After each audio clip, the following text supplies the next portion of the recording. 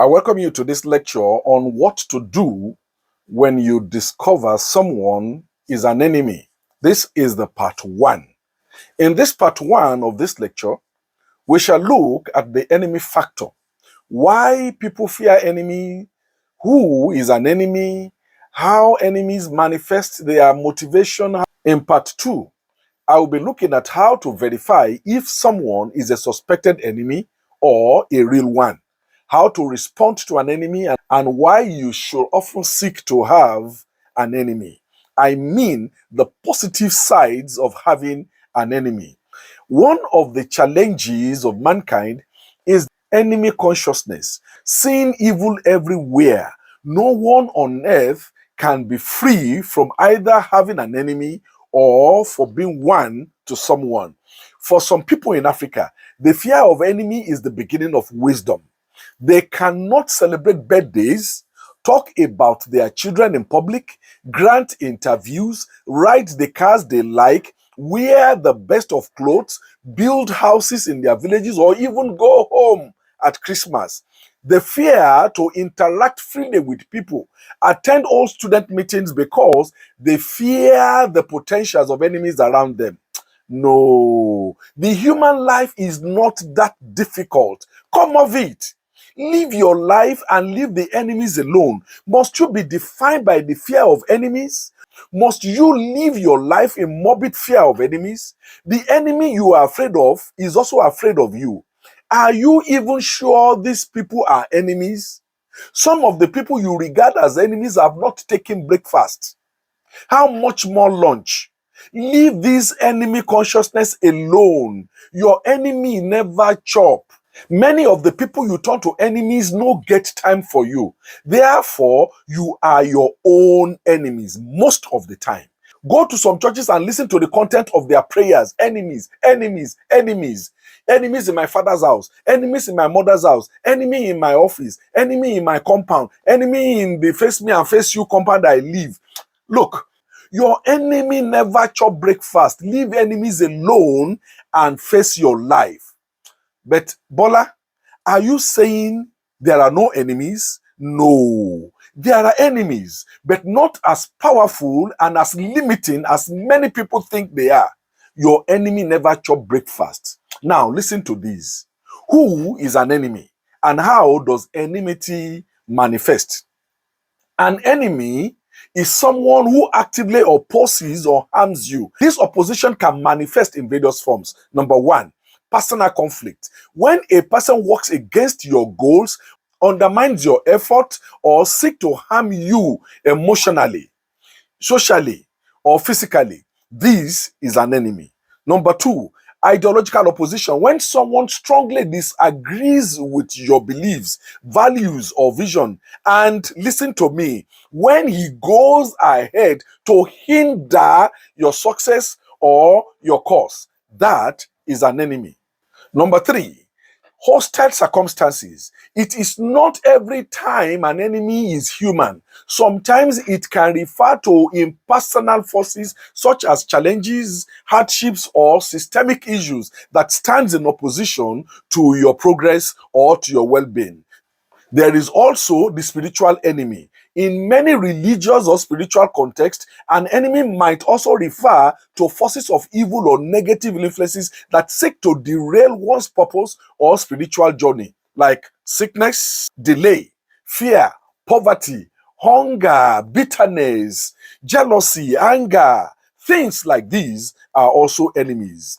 Next one, an enemy is not always defined by direct aggression. Sometimes passive resistance or indifference from those you rely on can also feel like enmity. Identifying and addressing enemies often require discernment and strategies depending on the context. I'll be talking about this in the part two. In all of this, you are stronger than whoever regards you as an enemy, as long as you don't regard them as one and don't act as such to them. The negative forces can never triumph over evil, I tell you. Darkness can never mantle over light. The only time when you and someone you think is an enemy are at danger is when you both operate at the same wavelength of enmity. You are throwing curses, evil banters at one another. You are operating at the same wavelength. But when you seek to be higher, when they go low, believe me, you are higher. He has no power over you.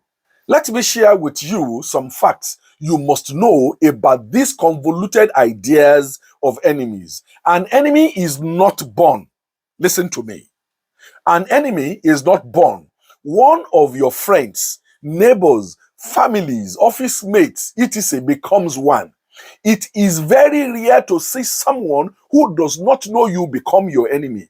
Of course, there are situations when someone see you for the first time and does not like you. The way you dress, the way you do your things, and so on. But mark my word, dislike is not the same thing as being an enemy. An enemy is someone who is using something he knows about you to work against you. When someone you don't know suddenly becomes your enemy, there is a third force behind the scene. Someone supplying information to another person you don't know.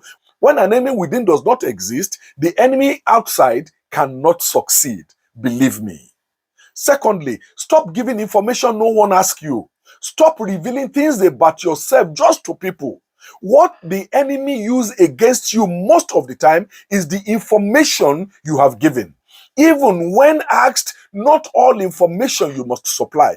Culture your mouth. Shut your mouth. Don't run yourself into trouble with your mouth. Third, you don't need to respond to everyone or everything you hear. Check some people on the social media. They must comment. Shani. Must everything please you? Is it a must that people must see things the way you see it? Can't we be different? Can't people be who they want to be? Even when you are in conflict with people, choose your battles. Let something pass. Don't try to be a winner in all things. Win some, lose some. That is the rule of life. Number 4, there are people we call frenemies. The enmity may not always be obvious. They pretend to be your friends but harbor negative intentions. They call themselves your friends but will never defend you when people are talking evil about you in their presence. Rather, they will fan their embers. They are waiting for you to make mistakes and blame you. They see evil ahead of you, but they keep quiet. Yet, when the evil happens, they will be the first people to commiserate with you. They know you are in trouble, but there is nothing they will do about it, even when they have what it takes to help you. These are people the Yoruba call Shemigbami.